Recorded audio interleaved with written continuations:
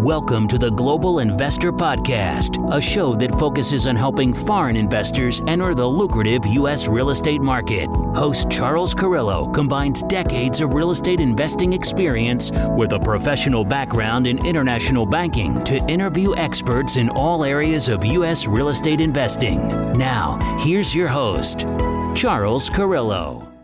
Welcome to another episode of the Global Investors Podcast. I'm your host, Charles Carillo. Today, we have Brian T. Bradley. Brian is a nationally recognized asset protection attorney for high-risk professionals, entrepreneurs, real estate investors, and high-risk net worth families.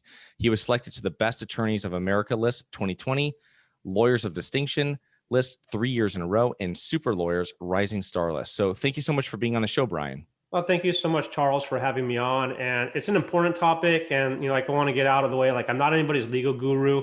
And we're really living in a fascinating time right now. And we're seeing laws and policies drastically changing every day, and people getting sued and being sued that normally wouldn't be getting sued. So protecting your assets is more important now than ever. And so I just hope that the concepts that we talk about and that I break down help you and your listeners in this crazy maze of asset protection. And I'm definitely going to be blowing up a lot of the status quo and misconceptions. Yeah, I appreciate that, because as we were talking before filming, it was something that you hear from a lot of these programs and mentor groups out there, that a lot of that information isn't as good as it's explained to be. And I think people that don't have any background in it, they just take that kind of for word, and they just do it that way and find themselves years down the road, possibly in some situations. So. Yeah, it just creates a false sense of security where I'm a trial lawyer by trade. And so I look at things as, if I have to go in and protect this and argue, what's the case law actually say on this? What's the probability of success? And, at the end of the day, you create these for when you are being sued, you want them to actually have the value that you paid for. Nice. So give us a little background on yourself, both personally and professionally, before getting involved with your current firm. Yeah, as you said, I'm an asset protection attorney. I grew up in the mountains in Lake Tahoe as a snowboard, bum, and then went to Arizona for baseball, ASU, hurt my arm, decided to go into law school, and became a really good trial lawyer coming out of law school. Economy tanked, and sort of had to go out on my own and create a business and learn how to run a business while, sculpting up a trial practice. And by just being in court so much, I realized that people kept having these false sense of security. And what we do is now help protect investments and protect your wealth with this fancy word called asset protection, which I can break down what that actually even means in a minute. And I got into, this really niche of all niches, asset protection, just from the litigation and trial side of law, and having clients being sued and their lives just turned completely upside down with this false sense of security. Most of them were coming to me after they're being sued and asking, hey, what can you do? And at that point, you're really just too far down the rabbit hole. Then you're looking at arguments of fraud and hindrance. And I see what's contributing to this false security. It comes from people thinking that, they don't need to do anything and just ride lady luck. And they're saying I'm not a bad person. I haven't been sued yet. But that's not a plan. That's just wishful thinking. Or they think that, their insurance will always cover them, which it won't. It's important to have, and you need to have it, and you need to get good insurance. But it's, hard to even believe that even just over, the last few years, how many calls we've had over, car accidents and people with claims that are just radically in excess of their insurance amount coverage. And so they're, being underinsured is a big problem, or they forget to level up their insurance as their wealth and assets level up with them, or having an umbrella policy. But people think that, an umbrella policy means it just covers everything else. And it doesn't. It really just provides excess coverage. That's it, to a certain amount. Or a big one is that they think that their family estate plan, known as a revocable living trust, will protect them, which they can't. They're not designed to. They only come into effect once you die to avoid probate. Or the really big one that I think we're going to spend a lot of time breaking down, this big misconception that, they think that they can just stick everything into an LLC and that's the silver bullet. But they missed the first letter, first word, limited. And so we're just living in this legal system that I call a sue happy nirvana. And now, the law isn't about justice. It's just a new multi-billion-dollar business or industry that has profit lines. And so what we're doing with asset protection is just creating peace of mind, protecting people's lifestyles, and really just how collectible you are. And the firm that I created, collectively now we're protecting over about 5 billion worth of assets. And so that's me in the nutshell. Okay, cool. So I was doing some research on the on this whole topic before like getting on with you, and there's been like a lot of changes and cultural shifts in the U.S. legal system during the second half of the 20th century that really paved the way for this current legal environment, this crazy legal environment that we found ourselves in today. So can you kind of like outline just like an overview of like what's changed from the last 20, 30, 40, 50 years that makes asset protection an actual industry and why it's so important? Yeah, absolutely. So like, I think the first way to start it even is like, what is this weird word asset protection? Because it never was called that before. It was just, different variations of estate planning. And so asset protection as it is now is not traditional estate planning. It's modern estate planning. What we're doing is placing a legal barrier between your assets and a potential creditor before it's needed. And that's like the key word, before. That's it. It's just like a barrier, like a safe for your gold or your guns or valuables. Anything of value you want to put behind the legal barrier and out of your personal name, so it's not easily attached with a lien or reached by creditors. Just like the rich, like the rich don't own things in their own personal name. Their businesses own them. Their estate plans do. They just get the beneficial use and enjoyment out of them while separating out the liability. And so to go like more specific into your question, the legal system's drastically changed over the last 40 years because it's no longer about justice, but it's about redistributing your wealth from the haves, which are you, to the have-nots. I mean, we can just turn on our TV any day now and see how, things are out of control now. And so now for people who grew up with a more old school mindset where lawsuits really were never an issue back about 40 years ago, then you could have essentially have everything into your own personal name or your family trust. That was almost acceptable back then. But over the past 40 years, the litigation landscape has just completely changed. And things that didn't happen in the past or that weren't allowed to happen in the past, like contingency fee lawyers, or law firm advertising, are now commonplace. And these two things just themselves created law firms that are purely sales and profit driven. And it created a cultural shift of predatory legal system that's no longer about justice, but purely profits. And like, you can literally drive down the street in some states and see a billboard that says like, have somebody to sue, call us, we'll find out. Like, it's just predatory.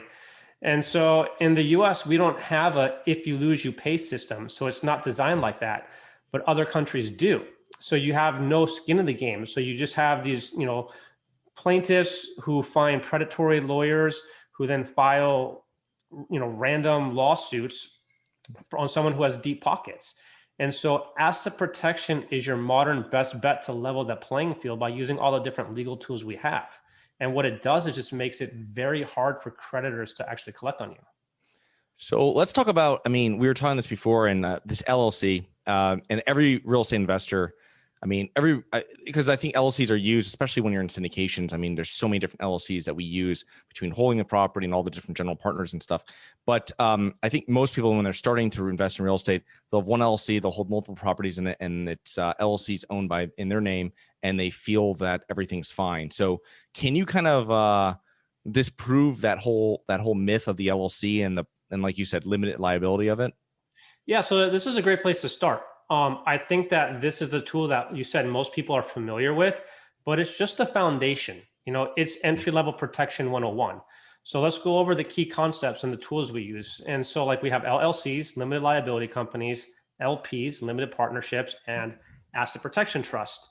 And then I want you and your listeners to think about winter. When it comes to asset protection, we have different layers. Like the first layer is a base layer and it sits on your skin. That's your LLC. Then you want a mid layer, which is usually a little thicker, made out of some kind of like wool or merino wool. This is a management company or a limited partnership. And then you want an outer shell waterproof layer. This is going to keep you nice and dry and warm when the weather is really bad. This is an asset protection trust at that point. But by layering, what you're now doing is being more flexible because you can adjust and make yourself more comfortable. And so this first layer, the base layer, as I mentioned, is your LLC. That's going to be holding your real estate and the risky assets. We know about LLCs and the benefits of them. So I'm going to spend more time breaking down these misconceptions and the unspoken problems, that as you grow, your wealth grows. you understand these reasons, like the purposes of the protection will change. The first problem generally is that most clients have single member LLCs and they're all set up in their personal name. The problem here is that courts now, especially nowadays and on the coast, like East Coast, West Coast, have a tendency to disregard single member LLCs. And so because of this, they're basically worthless.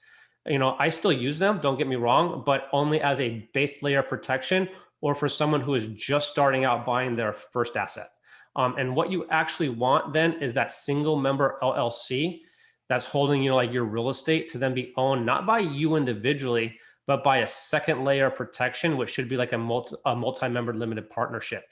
Mm-hmm. And by doing this, what you're doing is now properly layering the protection.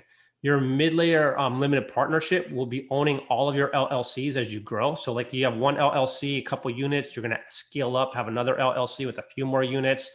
And all those LLC tax filings and K1s will just simply passively flow directly through to the management company. So you're only going to end up having one tax filing, not like some clients with me who have 15.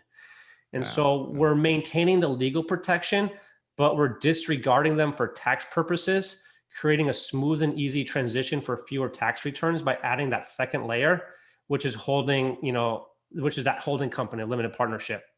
And then for 90% of the clients, you only need one limited partnership or one holding company.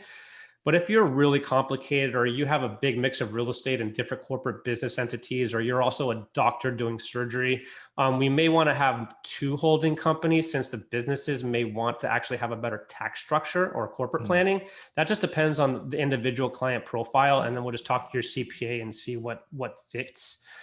The next big problem comes down to, you hear people talking about charging order protection.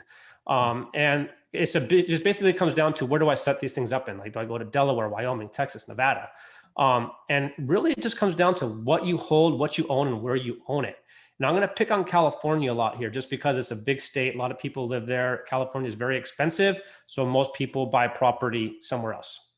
And so let's say you're a California resident, and it's California real estate that you own, and you create a Wyoming LLC because you heard on the internet or you attended some seminar, that's where you're supposed to go. By putting in your California real estate, what you did is just convert your Wyoming LLC into a California LLC. Because you're doing business in the state of California, you have to register and pay the franchise tax in California. If you're getting sued, you're going to be getting sued through that property, which is in California. The judge in that case is going to use what law? California law, because that's where the asset's at, that's where the person's at, that's where the injuries happened at, that's where that state's jurisdiction is at. So a judge in California or any other state, let's say it's in Tennessee or Ohio, they're just going to use the state law where the asset's at and the lawsuit's coming through. They don't care that it's a Wyoming or Delaware LLC if you have no direct jurisdictional connection there. And so just by simply owning an out-of-state LLC, you have to register that LLC as doing business in any other state that you live in. And so you'd have to register it, for example, in California, if you're a California resident. And this is just basic law. And once you do that, you did this fancy legal word called availed yourself of the privileges and laws of that state and given that state jurisdiction over your LLCs and the assets that they're in. And there's case law on this. Indian Palms Country Club Associates versus Anchor Bank in 2015. This case lays out all the multiple standards that you'd have to meet to successfully actually beat piercing the corporate veil argument and jurisdictional elements. And real estate's different. Just by owning real estate in an LLC, because it's supposed to be passive, you're not going to be operating out of it. It's not a business. It's just an extension of yourself. Then you're registering that business in the state that you live in, availing yourself of those state rights. So general rule of thumb, put your real estate in the state that the asset's in, and then you just adjust and scale up your protection as you grow. The third really big misconception, I probably get 2 or 3 calls on this a day, is called anonymity. And thinking that you can just create, anonymous Wyoming LLC and just disappear and completely ghost a lawsuit. And this is just completely false. That's how you're going to get a default judgment against you. But I get these questions all the time.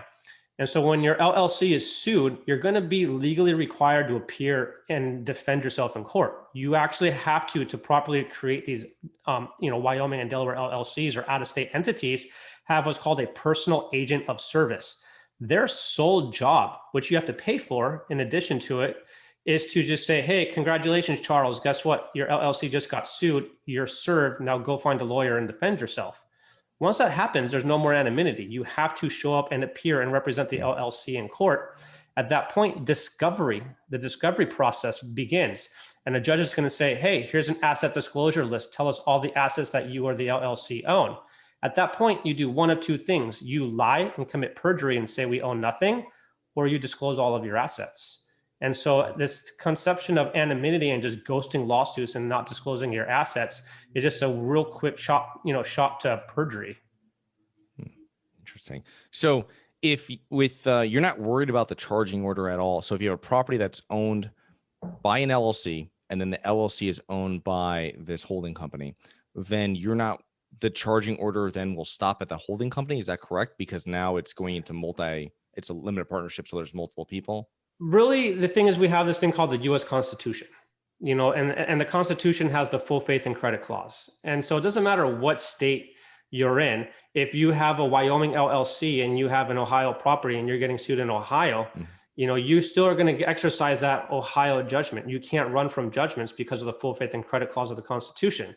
And so you can have a really strong charging order in Wyoming, but if your lawsuit's not coming through Wyoming because you have no assets in Wyoming and whoever is still going to have to give full faith and credit to another state's court orders and judgments.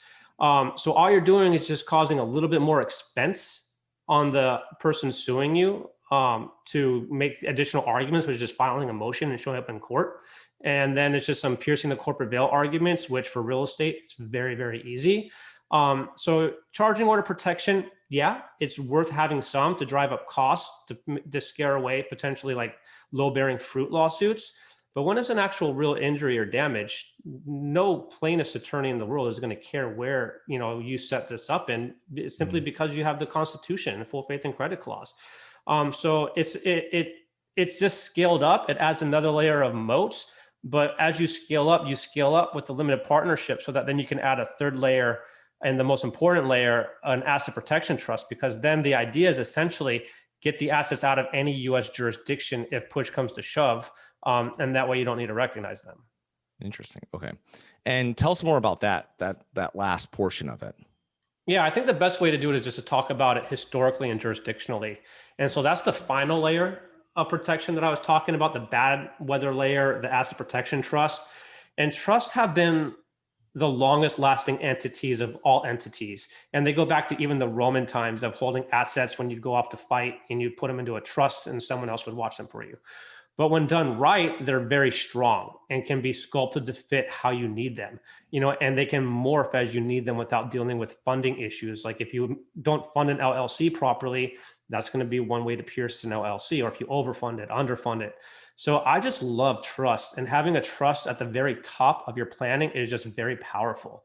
And this is where creating an asset protection trust, and more importantly, picking the proper jurisdiction to create them in, come into play. And so trust come in a lot of different flavors and types. I think people lump them all into one category because they just look at, well, I have a trust, I have a revocable living trust or a family trust, and they think they're all the same, but they're not. The standard 101 trust that everybody is familiar with from the 60s is that family revocable living trust, a typical estate plan. Trusts don't die. So when you do, you actually, and you actually funded the trust, your trust, like by transferring the title and ownership out of your name into the trust, you don't have to go through the courts and probate, and it changed the landscape of estate planning. From there, the next level up of protection of trust is that higher level trust, the asset protection trust. And these trusts came about in about the 1980s, like 1984, I think it was, out of the Cook Islands. And what these really are called self-settled spendthrift trusts, meaning they're created by you for yourself as your own beneficiary with creditor protection from spendthrift provisions. This lets you protect your assets while you're living from creditors and not having to relinquish any control. So you can keep investing how you want. The difference is they allow you to protect the assets, not just from, for your grandkids, but for yourself, which wasn't allowed in the past before asset protection trust came into about. Now, the difference with asset protection trust really comes down to where you set them up in. And why it's so important is that the laws and the rules that govern you and trust and business entities they're different from one jurisdiction to another. This means from one country to another, one state to another, even one county to another. And so you really have three options when you're creating asset protection trust. You can create them domestically in the US, or you can set them up offshore in another country like the famous Cook Islands, or you can create a hybrid. For the historical context, the offshore trust came first in 1984 in the famous Cook Islands. They're the ones that actually created the first self-settled spendthrift asset protection trust. I prefer the power of going offshore when it's needed, just because it's the best home court advantage. And the power of the foreign offshore trust is that it has this fancy word called statutory non-recognition. That's why it's the global gold standard for over 40 years. What this means is that your US judgment or any judgment in the world is just completely worthless in the Cook Islands. You would have to start the case all over from scratch, facing the highest legal standard in the world, the murder standard, which is beyond a reasonable doubt. The plaintiff, the person suing you, is going to have to front all the court costs and fly a judge in from New Zealand. If they lose, they pay, which we don't have that system here in the US. There's only a 1-year statutory limitations time frame. And so by the time whoever's suing you realizes like, oh, shoot, the jurisdiction's over there, that time's already run. But the negative of this is if you're purely foreign, not everybody needs that level of protection. For most, it's overkill. 9 out of 10 clients don't need to be purely foreign. And honestly, it's just it's a hard pill to swallow. You have a lot of IRS compliance disclosures that you have to make. It's really expensive to be purely foreign. So then what you see people do is they want, to go a little bit cheaper, and they don't want to deal with the IRS hurdles. So they just create a domestic asset protection trust. The domestic asset protection trust came 10 years later from the Cook Islands. They actually brought in the same people who created the Cook Island statutes here to the US. Of all places, Alaska was the first state to create them. And then, Delaware, Wyoming, and the other states followed suit on Nevada. And then, not to be outdone, like I said, we have about 20 states now domestically that have some sort of self-settled spendthrift legislation. But the problem with the purely domestic US-based trust and why they fail on effectiveness is just like we were talking about before. The US Constitution, the full faith and credit clause, you can't run from judgments. And we even have a case, Kilka versus Steelman, 2012 from California, that said, hey, you California residents, we don't have self-settled spendthrift legislations in California. So we're not going to let you go to Nevada and create an asset protection trust in Nevada because you're not a resident of Nevada. So too bad. And that was upheld by the Court of Appeals. And so because of the case law that we're seeing, I'm not a big fan of anything purely domestic because we're seeing domestic asset protection trusts crumble. But the offshore component we really want, but it's very expensive. I prefer what's called a bridge trust. It's a hybrid of the two. What you're doing is just combining the best of both worlds. It's a fully registered foreign Cook Island trust, and it's already registered offshore from day one, the day you create it and fund it. But then you build back a bridge for the IRS to classify the trust as a domestic US trust. And that's just by staying in compliance with US Section 7701, the court test and the control test. And so because of that bridge, it's cheaper to create. It's more flexible. You have none of all those annoying IRS compliance and disclosures, and really no IRS tax filings at all because it's a grantor's trust. It's just classified domestically. But then if you ever have to have that strength of the offshore statutory non-recognitions, we just drop US compliance and now you're a fully foreign asset protection trust. And how long does that take when something happens like that with one of your clients? To create the trust or to drop the statutes? Drop this, like if something happened, if they found themselves in duress. Oh, under duress, what would happen with that is you would just call me and say, hey, Brian, I'm being sued. First, we would tell you like, hey, Charles, calm down. Let's see how bad it really is. Most of the time, it's not going to be as bad as you think. It'd be like me walking in with a flip and flipper and seeing just a train wreck of a house and panicking and wanting to run out and them seeing a gold mine. It's just, so for me, I'm used to seeing, threats all the time, every day, all day long. Now let's say you're that 1 out of 10 person that this is bad. I agree with you, and you're going to probably lose. And this is a big lawsuit. We have a case we're tracking right now. One of our clients in New Jersey, who is a landlord and was renting out his apartment, one of his apartments to happen to be a gang member in there, had a party, gang fight broke out. And one of the people inside got shot and killed. Who's getting sued? The owner of the building for negligent security, wrongful death. So now we're having to track this case and see what happens with this and when we have to, drop compliance.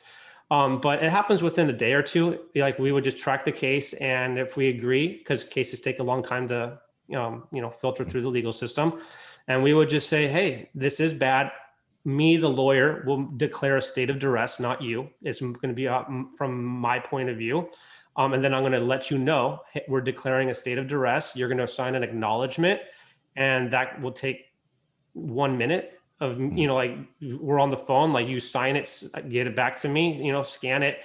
And then I'll scan that over to the offshore trustee. And once they receive that acknowledgement, you've broken the USC section 7701 standards, with the core test and control test, because we now removed you as the initial trustee. Once one of those legs fall, it's no longer classified as a domestic trust. It's purely foreign at that point. Wow. And then that's when they would start it's a whole different thing with your taxes too, like the FACTA and everything like that, but everything's protected though. So. Exactly. If you're staring down that barrel at that moment in time, it doesn't matter what you're paying for tax. It doesn't matter. Yeah. You're just looking at protecting, the assets and the equity at that point, giving yourself the, non-recognition, settling cases for pennies on the dollar.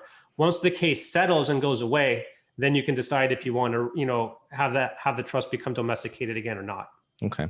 So a couple of things here, so you have the holding company, it owns its ownership of your LLCs in every state specific that's going to own properties in. And then what are your clients actually putting into all of these, into the holding company versus into the LLCs? Like obviously rental properties, LLCs, I'm sorry, but continue. I would say that's a great question. Like generally you place risky assets that need keys or insurance for them. You're like, can go boom, like real estate, cars, boats, planes into LLCs. Then those LLCs are owned by the management company, the limited partnership. You place non-risky assets like cash and passive syndication shares that you're just the limited partner on, directly into the management company, or even your personal brokerage accounts. Into the management company. If you're the sponsor on a syndication, then it's going to be through an LLC. Ideally, you want nothing in your personal name. Just like the rich, they don't own things. The business entities and trusts do. So risky assets go into LLCs. Non-risky assets can go directly into the management company, and then the trust owns everything. Interesting. Do your clients also have like any kind of asset, like bank accounts or anything outside of this holding company, or it's just very little money in it and they just... So they have their personal bank account and then they just pay themselves through as they need to withdraw the money, for expenses, and make disbursements from the management company to their account. Like generally you don't want to keep more than like 25,000 to 50,000 in cash in your account. Like 50,000 is even a lot. So have as bare minimal as you want, because the easiest thing someone suing you can get access to is your cash. Then from cash, I look at equity. Then from equity, brokerage accounts, and business assets, and then piercing veils into other assets. Interesting. Okay. So you've seen a lot of litigation. Other than not having a solid asset protection plan, what are other mistakes you've commonly seen real estate investors or high net worth families make? Yeah, I see like not leveling up their insurance as the plan, the insurance plans, or leveling up their asset protection structure as they grow. Like just think of the adage, like where you start's not where you're ending. So where you create your business entity and structures and planning, you're going to outgrow it at different stages. And so your planning and structure has to grow with you. And especially as your asset classes grow. Another one is not involving their team members, like their CPAs and lawyers, and what they're doing before they're doing it. And then we have to play catch up, and generally then the client created a big mess. I've had one client with, like hundreds of millions of assets in, which was horrible for them, but I understand why the CPA did it, because they just cared about taxes at the time, but they put, hundreds of millions of dollars of real estate into an S Corp, and then wanted to exit the S Corp for us to protect it. But I was like, well, unless you're willing to cut a massively huge multi-million-dollar check to the IRS, I'm really not going to be able to, empty out this S Corp for you. And not very many people have that much money just sitting around in the bank that they can just cut and not worry about it. So we had to come up with our wealth managers to come up an exit strategy at the end of the day, over time. So they're not involving a lawyer who's specifically involved in asset protection in the beginning, and then they overgrow and grow too fast and they can't exit the position. And so that's where you need to have the right team members in place beforehand, because it's really easy to make a lot of money in real estate. It'd be amazing how fast you'll become a millionaire if you invest properly in real estate. The issue is then, if I have to make an adjustment, how much money are you going to be paying to the IRS or not? Another one is not funding the plans at the right time, or we creating the structure in the plan. Then you have some firms or more like LegalZoom type entities that say, here's your shell, go fund it yourself, and they forget to fund it. Or another big one is just thinking that their insurance alone will solve all the problems. Yeah.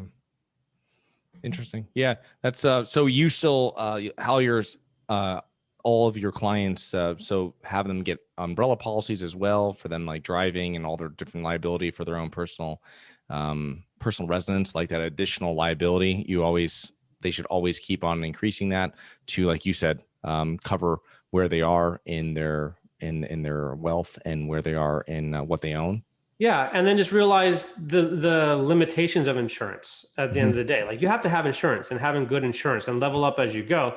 But just realize also, like, insurance doesn't cover you for, potential wrongdoings or intentional acts. And it's good for little things, and what insurance does is provide you capital at the end of the day. Now, the way asset protection works is we stay neutral on the liability side. It really doesn't matter. Like, what we're doing is just taking the assets themselves and moving them to a safer place. But you want to have insurance. Just realize anytime you get sued in big lawsuits, there's going to be allegations of fraud. And then what's going to happen, and that can be just simply from an email, because an email is an intent. I intended to type on my computer and click send. That's an intentional act. Intent doesn't mean you're trying to be a bad person. Or it can just be like, hey, Charles, the plumbing was done. Yes. And then there's a massive issue on that. Well, you sent an email. A judge is going to say that email, that writing was an intent to write. Now, Insurance Defense 101 is going to come in and say, now that judge said there was an intent, there's an element of an intentional wrongdoing that is based around this case. We're not covering you. If you think we're wrong, sue us. So now you're being sued while you have to sue your insurance provider to try to get coverage for it. And that's a horrible double-edged sword to be playing. Yeah, no, it's good for people slipping on ice, which I've had before a number of times at places, but where they just want $10,000 or $15,000. But it's a whole different thing, obviously, if like your client in New Jersey, and that's quite the predicament to find himself in. Yeah, or you got like mold issues. Those tend to be really big claims as well. And yeah, so you got to have insurance, just understand the place for it. Okay, interesting. One last question before we finish up everything here. What are some of the main factors that have contributed to your success personally, Brian, and in your business? Yeah, that's a great question. I love those type of questions. I invest in myself and my mindset. And so like I learned to manage my mental state, get rid of all the toxic dysfunction in my life. I did a deep analysis of all my personal contacts and business contacts and anybody in my life to just see, like who are winners and losers, who's there to make me stretch and grow, who's holding me back, and who are the distinction between confidants and constituents, who's a confidant and who's a constituent, and I really just took responsibility over my life and my happiness and how I manage every second, minute, day, week, month, and year of my life. I do a lot of reading and a lot of reflection and meditation. And I just don't let fear drive me or paralyze me. And I always just have been very driven in my life, just, as an individual. I just realized if I'm going to fall, I'd rather be the one that fall and not give somebody else a chance to fail. And if I do fail, I'm just going to fail falling forward, get back up and give it a go again. Awesome. That's fantastic advice. So how can our listeners learn more about you and your firm? Yeah, they can jump on my website, www.btblegal.com. I have it more as an educational platform with lots of case law, frequently asked questions, because I'd rather you just be prepared and knowledgeable when you're going down this route. That way you can ask the proper questions before you start talking to somebody. Or you can email me, Brian, BRIAN at btblegal.com. I like answering people's questions because like I said, you need knowledge. Yeah, no, it's definitely, I think most people listening to this and most real estate investors aren't even aware of this. So it's something that, thank you so much for coming on today and letting us kind of pick your brain of all these different asset protection plans and then faults that we have been kind of taught as real estate investors with everything that's going on now. So thank you so much. And looking forward to connecting with you in the near future here. Absolutely. Thank you. Hi guys, it's Charles from the Global Investors Podcast. I hope you enjoyed the show. If you're interested in getting involved with real estate, but you don't know where to begin, set up a free 30-minute strategy call with me at schedulecharles.com. That's schedulecharles.com. Thank you. Thank you for listening to the Global Investor Podcast. If you like the show, be sure to subscribe on iTunes or Google Play to get new weekly episodes. For more resources and to receive our newsletter, please visit globalinvestorpodcast.com. And don't forget to join us next week for another episode. Nothing in this episode should be considered specific, personal, or professional advice. Any investment opportunities mentioned on this podcast are limited to accredited investors. Any investments will only be made with proper disclosure, subscription documentation, and are subject to all applicable laws. Please consult an appropriate tax, legal, real estate, financial, or business professional for individualized advice. Opinions of guests are their own. Information is not guaranteed. All investment strategies have the potential for profit or loss. The host is operating on behalf of Syndication Superstars LLC exclusively.